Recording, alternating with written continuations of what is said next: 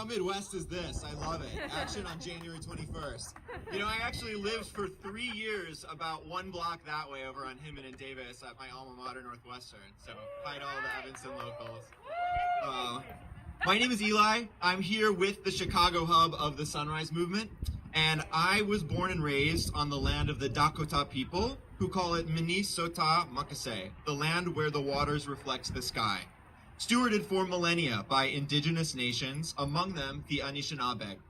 Growing up along the Mississippi River, getting to explore the wildlife, the wetlands, and the forests represented in me an awakening to creativity and a sense of play. But it is a harsh reality waking up to the erasures, exploitations, and destructions of our planet, to the communities who call it home. Picture me, a young, working-class Jewish kid trying to figure out how to live the mandate of tikkun olam, the values of repairing the world, in the face of existing in a society that consumes, often to a point of irreversible damage. It was the Sioux-led resistance to Standing Rock to the Dakota Access Pipeline that taught me as a young person the power that true coalition building, divestment, and direct action will amass to create reverberating change.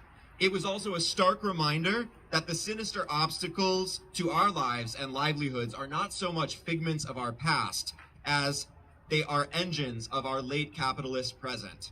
This is why I joined the Sunrise Movement and why I stand in ongoing solidarity with all who oppose, either by choice or by necessity, the destructive projects of greed and violence created by corporations like Enbridge and powered by big banks like JP Morgan Chase, fossil fuel executives, and politicians who refuse to act. Today, the cultures of consumption, of immediacy, of continued settler colonialism, fed by people like Jamie Dimon and Chase Bank, who continue to see the fossil fuel industry powered through hundreds of billions of dollars that have built coal mines, pipelines, and gas terminals, displaced and harmed numerous communities, and destroyed places not just we, but so many creatures call home. All while they greenwash with words like sustainability and pictures of windmills on their brochures. And then we have the enablers, the politicians, the lawmakers, public figures who care more about their personal longevity than that of their constituents. And I don't know if you know this, but we are in an election year. Are we going to accept candidates or incumbents who don't pledge to center dignity and recovery for all living things over profitability and capital? No, we are not. This isn't just a federal issue. This is about disallowing corporations from co-opting our daily lives. The people don't want your pipeline. Just as the people of Will County here in Illinois don't want your North Point intermodal. Just as the people of the southeast side of Chicago don't want a metal shredding plant in their backyard. Just as our Chicago public school students don't want in-person learning if it won't be administered safely and equitably by Mayor Lori Lightfoot and CEO Pedro Martinez. It's not just about the future, as climate movements are so rightly focused on. Communities are suffering today.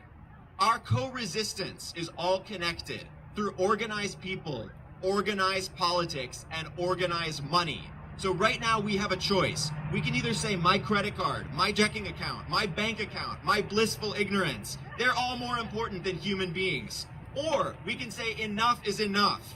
Personally, I'm happy to say that as of 2021, I no longer have a cent of my money held by Chase Bank. And it's not that hard. You can do it too. Step in line with us and tell Chase, along with Citi, Bank of America, TD Bank, all the others, that you value people over profit. And if I one day have a kid and that kid has the good fortune to enjoy their time outside, to play in the trees and the water and to hear the stories of the land, I hope I can tell that kid that it's all due to the brave people who stood together at a critical time and fought for the day we all dream of, when our present, just as our future, is livable and liberated.